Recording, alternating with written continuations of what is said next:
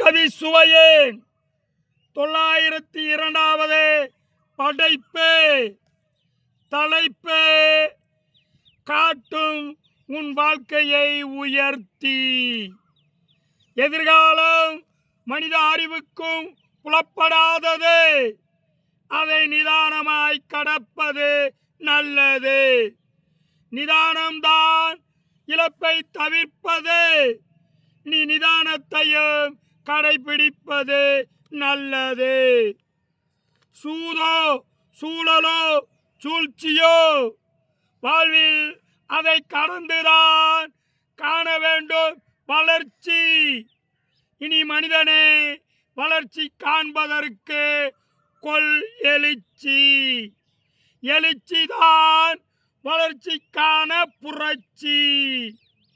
வெறும் வார்த்தைகளில் வந்துவிடாது வளர்ச்சி. அதற்கு சீறி எழ வேண்டும் உழைப்பின் உணர்ச்சி. உழைப்பின் உணர்ச்சியின் மீட்சி. அதுவே காட்டும் உன் வாழ்க்கையை உயர்த்தி. பார்க்கும் விழிகளுக்கும் கேட்கும் செவிகளுக்கும் என் தமிழால் நன்றி.